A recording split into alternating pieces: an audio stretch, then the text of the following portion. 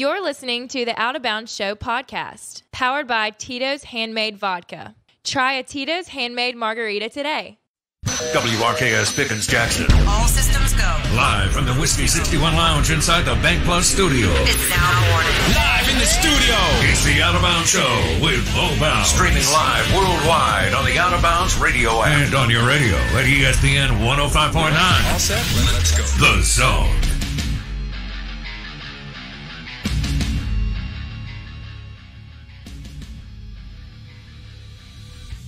And good morning. Good morning, Mississippi. Welcome in, welcome in. We are the Out of Bounds Show, 105.9 The Zone, ESPN.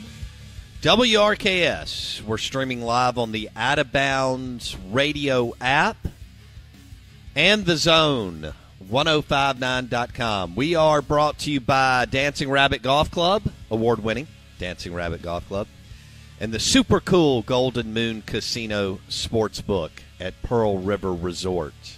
Several different ways that you can hit us up and hang out with us today. We're going to stay on the old caller line for now. I'm still in Starkville. I feel like I've been here for 3 weeks. But the Farm Bureau Insurance call-in line is 601-995-1059.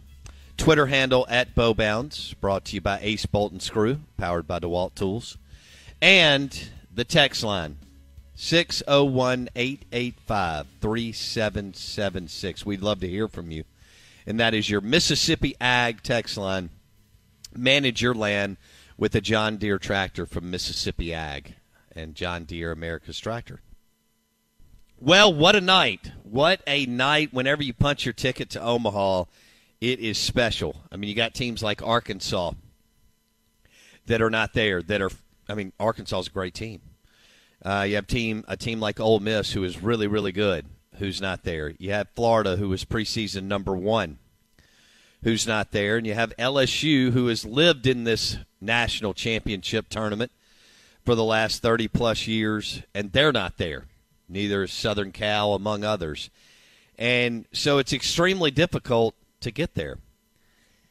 And when you look at, no other show covers college baseball like we do in the country. They don't get the guests. They don't do the commentary. They don't do the content.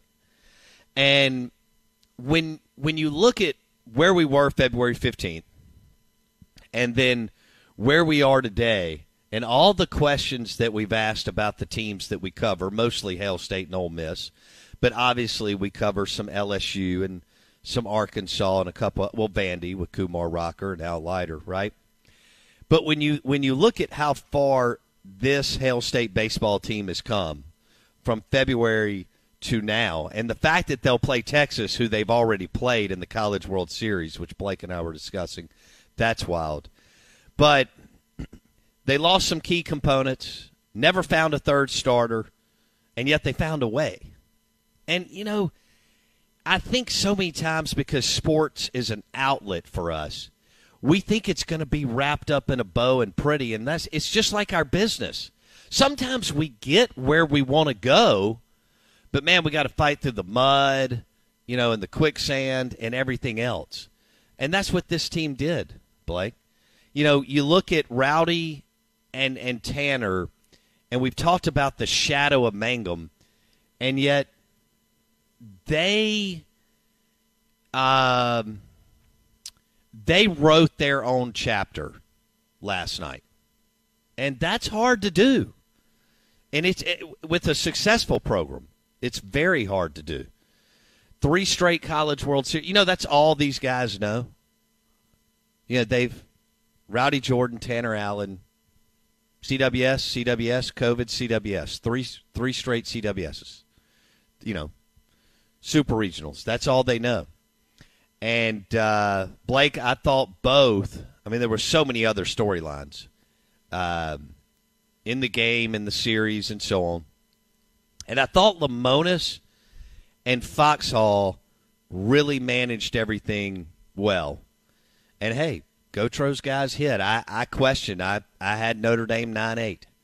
I questioned whether they could hit the ball like they needed to hit the ball last night, and they did it. But Rowdy Jordan and Tanner Allen in the most successful era of Mississippi State baseball, and with another guy that joined the Mount Rushmore of MSU baseball, in Jake Mangum. Because, I mean, to get in that party where, Clark and Palmero are taking tickets, that's virtually impossible to do. But you got to tip your cap to Rowdey Jordan and Tanner Allen. They were not only fantastic at the plate. Look at what they did in the field, Blake. I mean, both of them were on Top 10 Sports Center. Now, how many times has one game in college baseball, I'm sure it's happened, but how many times have you had a big-time game in college baseball, which that was last night with Notre Dame, who is a phenomenal team? Have you had 2 Top 10 Sports Center plays on defense by your 2 senior outfielders in one night, Blake? You know how we always like to say sports cliches, and there's so many of them, but they're going to will their team to victory type thing, right? Like they refuse to lose. Right. I don't know if I've ever truly seen that embodied to the point that I think I saw it embodied last night with those 2 guys, both at the plate and in the field, as you mentioned. Just laying it out there. It's who cares what happens, because if you don't get it, it doesn't matter.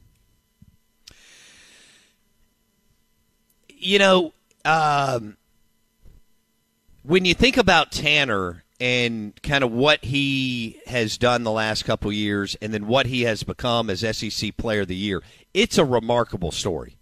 It really is. And the fact that he does look like Chipper Jones' younger brother, and the fact that Chipper Jones tweeted to him last night is pretty darn cool. Can you imagine being incredible. Tanner Allen? That's incredible. Okay. I saw that tweet. I was like, he's interacting with Tanner Allen. They apparently text.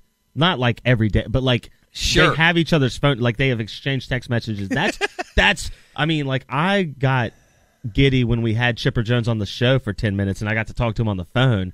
Right. Tanner Allen's having real conversations with a legend. Well, the most popular player in the history of the Sun Belt, right? Major League Baseball, Atlanta Braves Hall of Famer Chipper Jones. I swear Tanner Allen looks like his either younger brother or son or something. I don't know. But what a story and an exclamation point for Tanner Allen and Rowdey. Oh, and by the way, their base running, time and time again, those guys, I know Mississippi State has struggled at times. Some of the younger players have run into some things where you go, what? Man, those guys are so savvy on the base paths, too. They're just, off the chart smart, cerebral, high baseball IQ, and winning under pressure IQ. I just think that there is something to that in life, and there are people that are special when it comes to that. And those 2, you felt like Notre Dame had the momentum because they had captured game 2, and Mississippi State just comes out and absolutely smokes them in the nose, and held on. And Houston Harding was really, really good. He gave you what you needed. And then, I thought Lemonis, and I saw the quote from Lemonis last night where Landon Sims texted him the night before and said, I'm ready. You can use me in any way you need me. But for Lemonis to go to him that early, and it was a good move, and just say, hey, I've got the chips. I'm going all in. We got to, figure that. And I know he gave up the jack, but he was still, and he had a little bit of a control issue for him.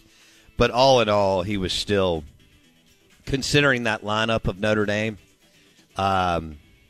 he was fantastic. Exceptional last night. 4 strikeouts in 4 innings, and it had a little bit of a major league feel to it, like Rick Vaughn, giving up the home run early, then he comes back and he wants the power hitter to get the final out, That it felt the same way to get Kavadas to roll over. And that was the only thing Kavadas did all weekend. The Out of Bounds Show is brought to you by Mississippi Sports Medicine and Orthopedic Center. Mississippi State will go to their 12th College World Series. This is what the program should be. This is what John Cohen turned it into.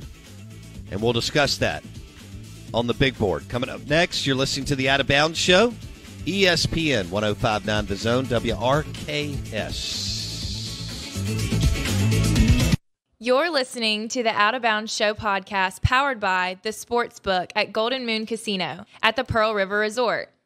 To get in on the action, visit Golden Moon Casino today.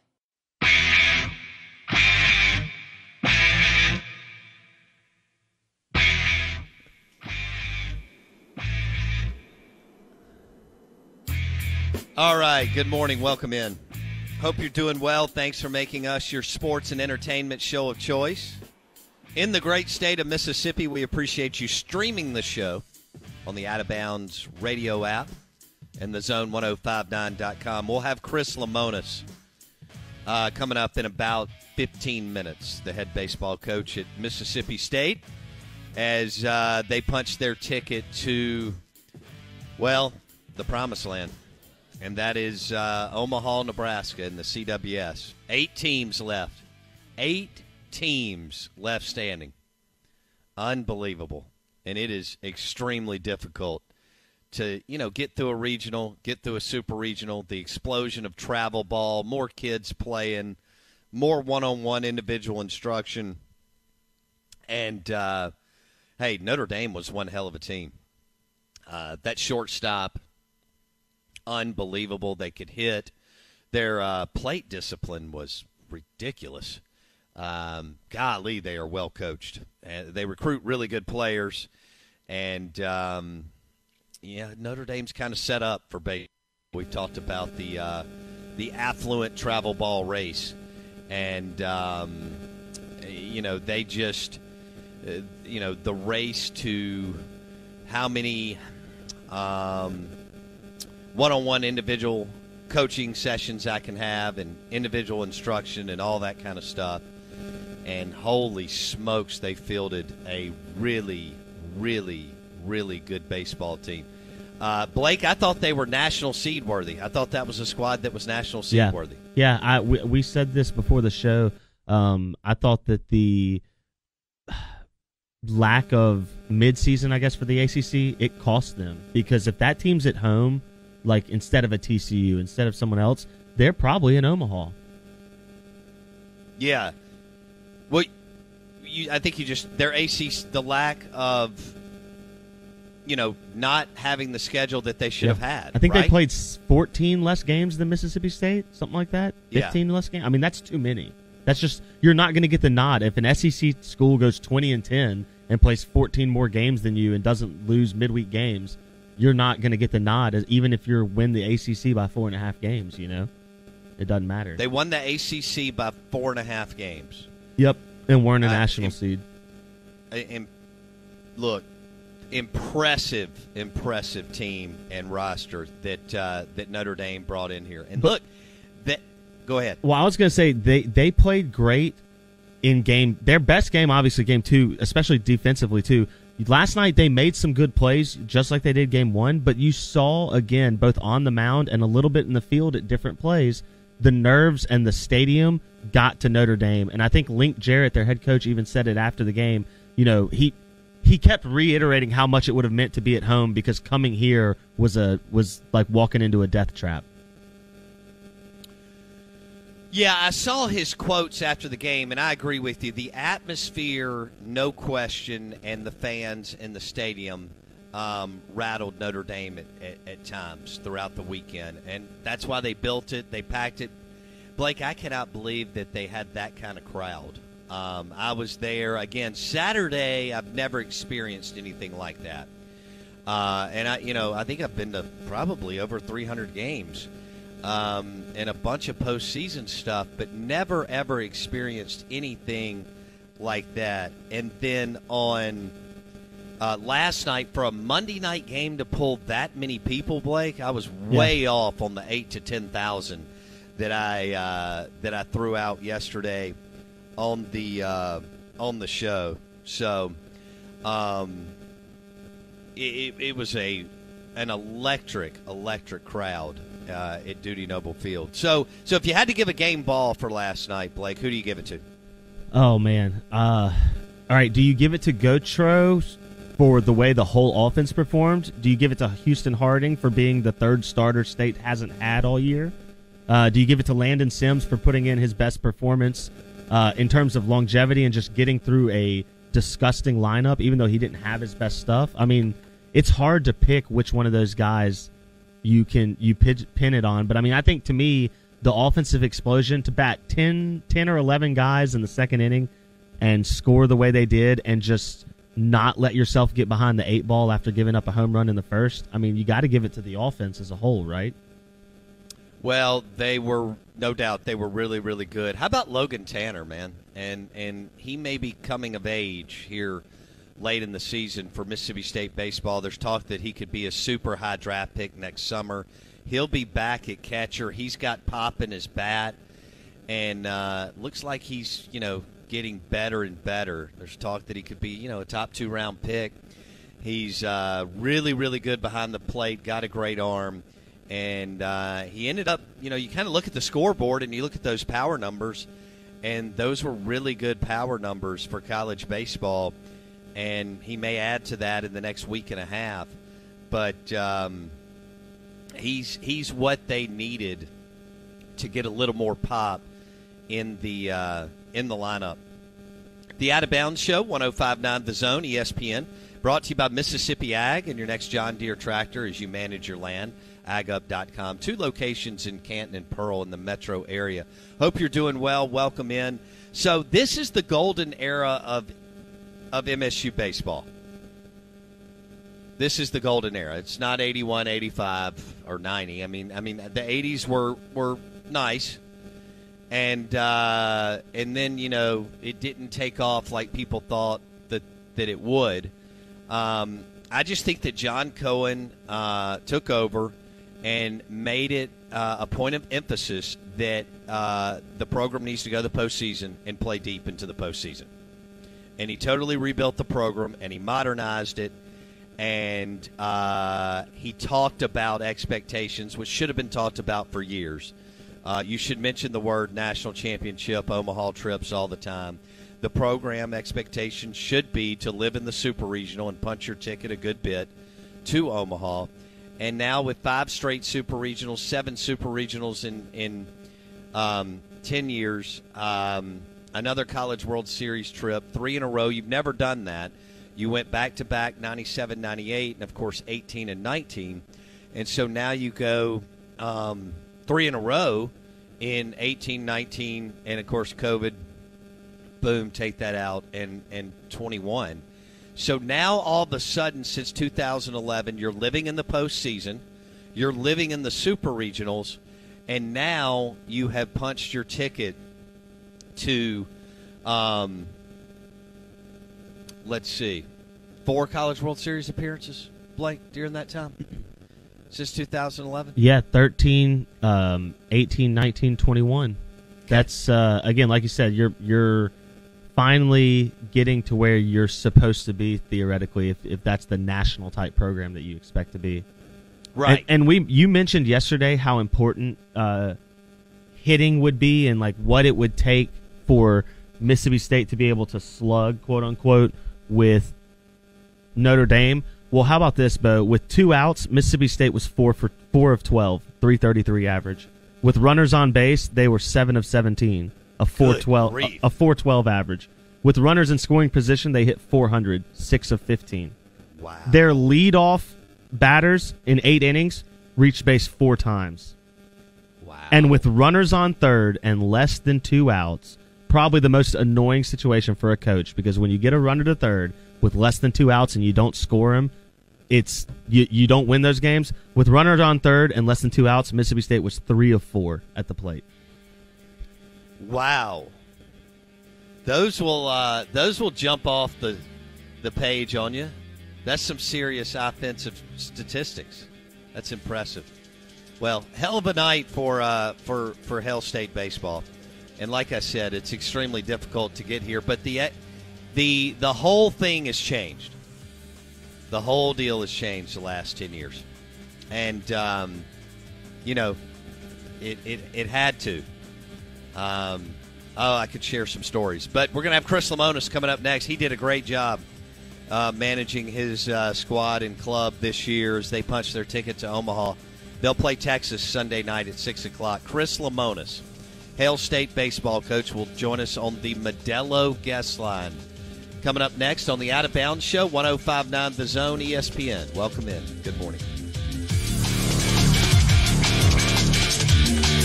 The Out of Bounds podcast is brought to you by the delicious Philly cheesesteak sandwich and cheeseburgers at Roosevelt's at Live Oaks Golf Club.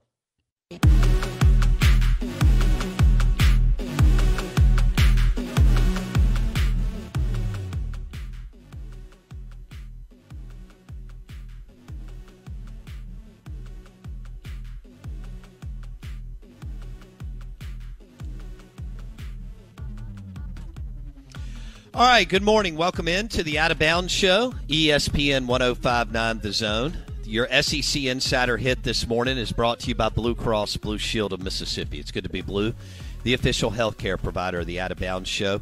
Monster weekend in Stark Vegas. Hail State baseball punches their ticket again to the College World Series and Omaha, Nebraska. And we welcome in Chris Lemonis, the head baseball coach at Mississippi State. Coach Lemonis joins us on the Modelo guest line.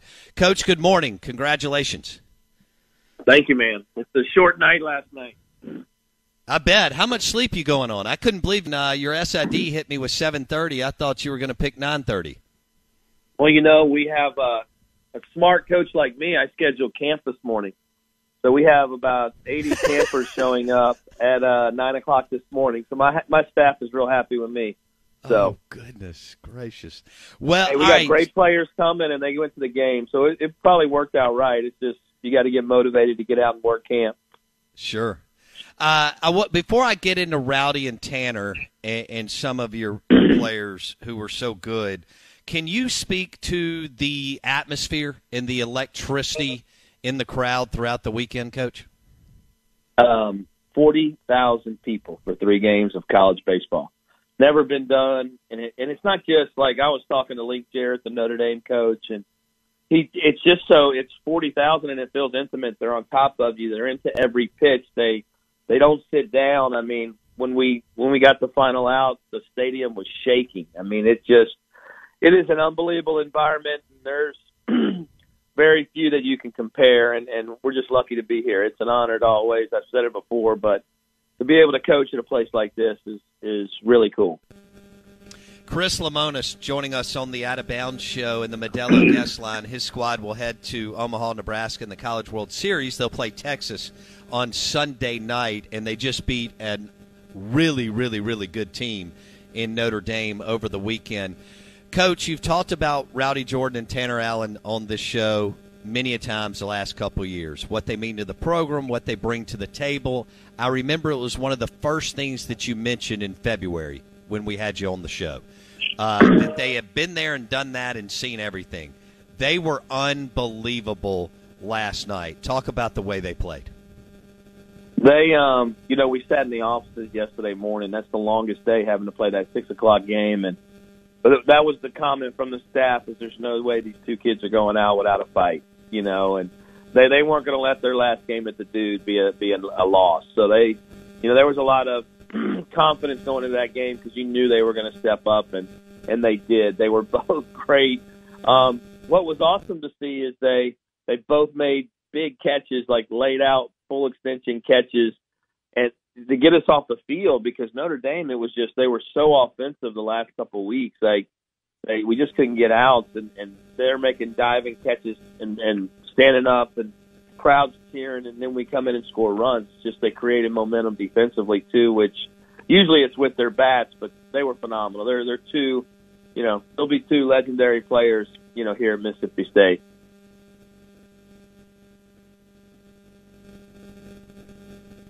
Hello? Oh, we may have lost Bo Bounds. This is the Out of Bounds Show. Chris Lemonis on the Out of Bounds Show in the Modelo guest line. They punched their ticket to the College World Series.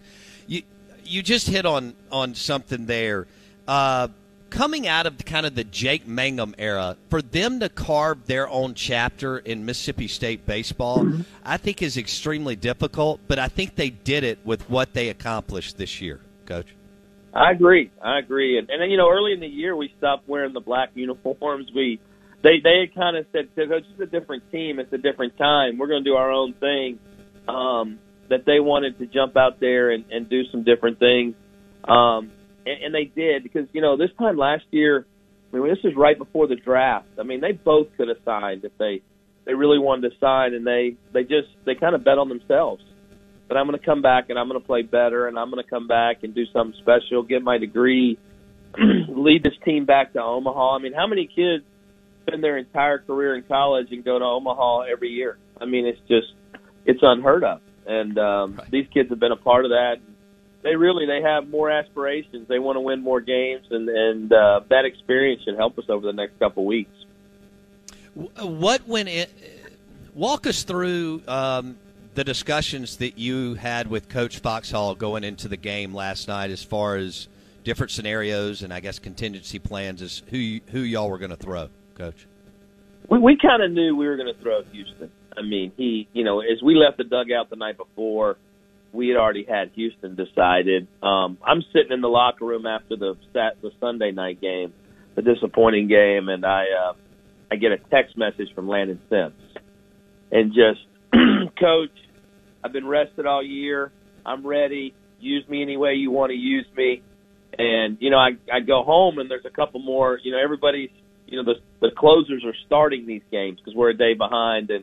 And we thought about it, but we felt like Howdey has been pretty good for us lately. If he could get us a good start, then it would give us a chance to use Landon in a long appearance, which we were able to do. So that's where Howdey really helped us out, last night. He had to compete every inning, but he came out of there with us in a really good spot, and then Landon obviously is Landon. So Chris Lemonis, another super regional win, and they are headed to the College World Series to play Texas on Sunday night. He joins us on the Out of Bounds show and the Modelo guest line. What about Logan Tanner? This is a guy that people are talking about as a potential big-time Major League Baseball draft pick, and everybody knows what he can do behind the plate and his arm, but his bat is really coming of age, Coach, and he's got power, but it looks like he's seeing the baseball and barreling it up. Talk about his development at the plate. Yeah, he is. When we signed him, he was one of the best defensive catchers in the country. Obviously, the arm strength, the everything, and Cheese has done a great job with the receiving and the blocking. But it's the development as an offensive player, and he kind of shocked us when he first showed up on campus because he takes a BP as good as anybody, and he just couldn't put things together in games. And that's where his hard work and us having one of the best offensive coaches in the country and Jake Gautreaux, those two work together every day, and you're watching this kid blossom because it's crazy power. It's a great eye for a power hitter. He doesn't swing out of the zone a lot, and man, he has put some big swings together for us here in the postseason. It's been really impressive, and he's still got so much more growth. He's one of the top catchers in the country. He'll go off and play with Team USA this summer and come back and lead us next year. But he continues to get better.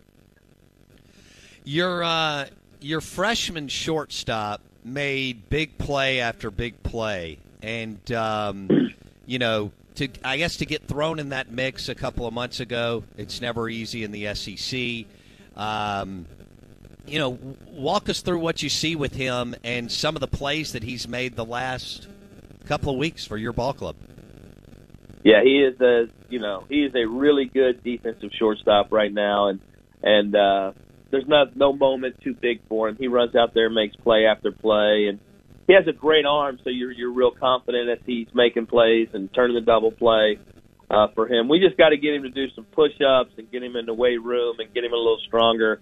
He's going to fall in line with a lot of the great middle infielders that have been here at Mississippi State because he's a tough, gritty kid. It's just the offensive piece.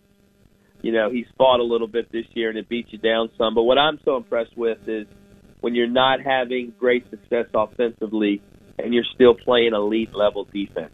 It just shows you what a selfless kid, because some kids get so caught up in their offense, and he continues to run out there and make play after play for us. And I think our whole infield, we played Notre Dame as the number one defensive team in the country. And, man, we matched them play for play, for most part all weekend. We played as good a defense as we could have played. And that's what you have to do this time of year. You can't give people extra outs.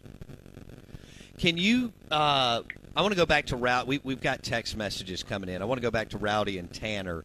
Can you kind of describe their personalities? I mean, every team you can lead in different ways, Coach. I know you know that. You've seen it over the years. And, right. Mangum's intensity is X, and this guy's is X. And then Rowdey and Tanner may go about it a different way, and I'm sure they have two totally different personalities. Can you tell our listeners kind of how they operate and approach day-to-day baseball? Yeah, they, TA falls in a line like a little bit like Jake. It's real alpha. And, the one thing I say about Rowdey and TA that's similar, they love the game of baseball. If we practice today, they will come out. They'll be in great spirits. They're energetic. It's every practice. I never have to get on to them about being ready. They just love the game. It's other things I got to get on them about, but it ain't practice and playing the game of baseball. TA's a little more alpha. After a loss, he's a lot more outspoken, or after a win, he's a lot more outspoken. Rowdy's a little bit more, laid back, I guess is the word you would say. And he plays the game with such an even keel, not too high or not too low. He shows up, but their personalities are very similar in the fact that they're always picking on each other. They're always, the running joke is Rowdey has more power than Tanner. Tanner will come back, I'm faster than you. It's always something. And then we got Mule in that mix, too. There's three of them. It's like the Three Stooges with those three guys. It's the three outfielders right now because Brad Cumbest he's the loudest of them all. And they all hang together, and they all, Tanner and the Rowdey are actually roommates. They room together. So they're all good friends, and they needle each other pretty good. It's what you do in baseball. Is Landon Sims, built perfectly to be a closer? I mean, the music, walking in, everything around, we've all watched the movies, Major League and so on. Is this guy the perfect, both mentally and physically, to be a closer, Coach? Yeah, I think so. I don't know about his, we've used him, early in the year, he's had to really learn how to pitch, twice on a weekend. And early it was hard, for him. And that's why I was so impressed when I got the text message Sunday night because, early in the year, I don't know if he could have done that. He's been a starter his whole life. But his mentality is a closer mentality. And his stuff is because he pounds the strike zone and with real stuff. A lot of guys that are in college throwing as hard as he does, they don't throw as many strikes. And, he just comes in and pounds the strike zone. That's where he got in a little trouble last night. He walked a guy or two, which he usually never does. But and the bigger the moment, it just doesn't matter. He just, he's out there and he's calm and cool and and competing. And like I tell our team every time after he pitches, I'm glad he's on our team because he's a big part of so many wins for us this year. Just you have to use him in the right way so that you make sure you get a win. But he's done that for us. Chris Lemonis on the Modelo. Chris Lemonis on the Modelo guest line. So, Coach, what is the schedule for the rest of the week as y'all head to Omaha? It's crazy. We have a team meeting this afternoon. I'll let the guys have the day off. I think we practice tomorrow morning. We lift around lunchtime, and we get on a plane tomorrow afternoon and head to Omaha. So, being the last super regional ticket, it's we played 3 games, and then we were the Saturday, Sunday, Monday. It has us a little bit behind. Thankfully, we play on Sunday. We'll be able to get our feet under us in Omaha a little bit, but it's a little hectic right now, trying to get everything organized and done, and then having camp this morning makes it a little more stressful. But we'll make it happen. But it'll be a quick turnaround for us. And you're familiar with Texas because you played them in the showdown in Texas back in February. Well, a little bit, right? Yeah, we did. We played Texas. We played their best arm, who they're going to throw again this week. And he's had an unbelievable year, and they've had an unbelievable year. Texas is one of the hottest teams in the country. But everybody's hot going to Omaha, so you don't get there cold. So it'll be a great matchup with us. But we do. At least we have our coaches were happy. At least we have some scouting reports already put together. And we don't have to start from scratch. Coach, congratulations. We appreciate your time this morning. Thanks, man. Thanks, Bo. Y'all have a great day. Hail Chris State. Lemonis on the Out of Bounds show, ESPN 105.9 The Zone. Is that guy happy or what? I mean, punching. So he's been at Mississippi State for 2 seasons, 2 Super Regionals, 2 College World Series. And Chris Lemonis joined us on the Modelo guest line. We want to welcome you in, say good morning. How about that? You win the Super Regional, and then you and your staff have to get up to welcome a bunch of campers for summer baseball camp, Blake. Isn't that wild? Yeah, it's tough, but as Chris said, I mean, is there any better marketing tool than the last 3 days in Starkville? Oh. 40,000 people, you win 2 games, you're now, like I said, 5 straight Supers, 3 straight Omaha trips. At this point, you're trying to figure out, can we get to the final next step and win one and try to cement ourselves as, hey, we're kind of the next program to really stamp ourselves in the top 5 and be there. Because at this point, Mississippi State is finally performing at the level that their fans have thought they performed for the last 40 seasons. That's a good point. Yeah. So since 2011, and then again, let's recap it: 7 Super Regionals and 4 College World Series appearances. And I think this is kind of what maybe Mississippi State baseball fans thought they were, but weren't necessarily. And now they're living in the postseason and winning big games and punching their ticket to you got to get in the Super Regionals, and you have to make a bunch of appearances to the CWS to really claim that, hey, they're a top 10 program. They're a top 12 program, or even higher than that at some point. You're a top. Do you have the best the best atmosphere in college baseball? No question. It's not close. But, you want to back that up and add to your trophy case. And, Blake, we were talking about it. Who knows at this point with some of the teams that are not there that we thought would be there? I understand Vandy will be the talk of the town with those 2 dominant pitchers. But it's a weird tournament. It's a long tournament, and maybe they can go out there and make some noise. And they've already played Texas in what feels like a year ago, or for you, it feels like the night that you slept on the interstate during an ice storm.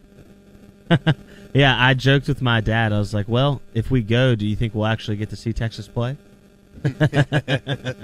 But no, it's exciting. I mean, look, at the end of the day, this is what you play sports for. Just like State and Ole Miss play to, get to a New Year's Six bowl and hopefully have a chance to do something bigger. It's the same thing in baseball. I mean, and even more heightened because thanks to Coach Bianco at Ole Miss, which is a whole other conversation we'll have with Mike Detillier later. But thanks to Coach Bianco at Ole Miss, and thanks to obviously Ron Polk and John Cohen in Starkville, this is now not just something you look forward to, but it's an expectation of we are supposed to compete at this level, and it's right. it's the one sport that the 2 schools consistently can compete at this level in. No question. And again, this thing is super regional driven, and it started in '99, but starting in 2011, Mississippi State started punching their ticket more. Ole Miss goes 04, 05, 06, and you felt like they had momentum. And what's interesting about Mike Bianco, let's segue here. The Out of Bounds show, ESPN 105.9 The Zone. Mike's done an amazing job in Oxford. He's built the program, blah, blah, blah. But one thing to think about is that, and there's nothing wrong with this, by the way, but Mike took advantage of a time in SEC baseball when Mississippi State fell off the map, and even LSU went into they had transition from Skip Burtman, right, to what, Smoke Laval, and then eventually Maneri. And Arkansas wasn't what they are today. And Vanderbilt in 02-03-04 had yet to become Vanderbilt under Tim Corbin. And so Mike Bianco did a great job taking advantage of some of the teams that are considered either powerhouses or really good college baseball programs today. It wasn't that way in 2002, 4, 6, 8, and LSU dipped. Mississippi State literally left the grid for a decade, which is hard to fathom. I ran into a guy last night that was a student from 2005 to 2009 or 10.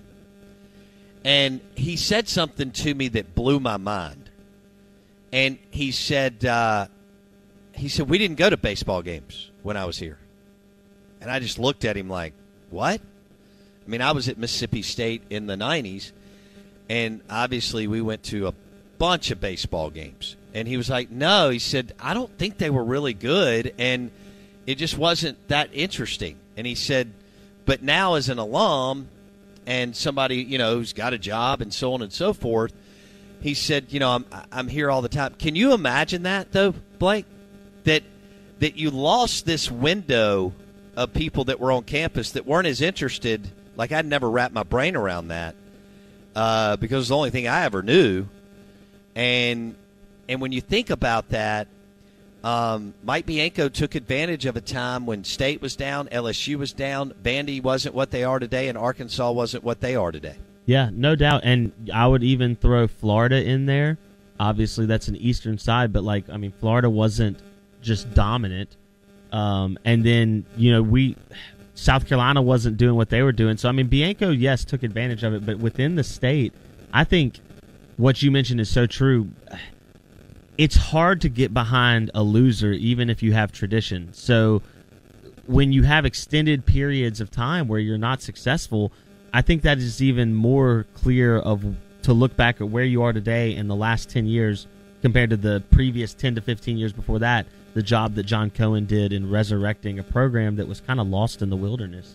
Well, and it was, and didn't really have an identity, and he rebuilt it along with building it for the modern day of college baseball. He knew what he wanted. He's referenced his time in Florida under Pat McMahon when they went to the national championship when John was the number one assistant there. He referenced Ray Tanner all the time as a model that they would like to replicate and emulate. And there was one other program that was. But anyway, the point is that's what they have done. And so let's go back to Mike Bianco, Blake, real quick. We got a minute here. It's going to be interesting to see what Mike Detillier tells us, LSU insider, on what's going to happen here with LSU, and what direction they go. A&M just picked off a big time coach, sitting coach from TCU. One of my friends, I thought, framed it up really well. He said, poaching a sitting successful Power 5 head baseball coach is arguably the most difficult thing to do in college baseball, and it just doesn't happen often. So we'll see what happens with them LSU Tigers and Ole Miss Rebels, for that matter. Your SEC Insider Hit this morning is brought to you by Blue Cross Blue Shield of Mississippi. It's good to be blue. The official healthcare provider of the Out of Bounds Show, Blue Cross Blue Shield of Mississippi. We're streaming live on the Out of Bounds radio app. Mississippi State baseball headed to the College World Series again. Mike Detillier will join us on the Modelo guest line at 8:30 this morning.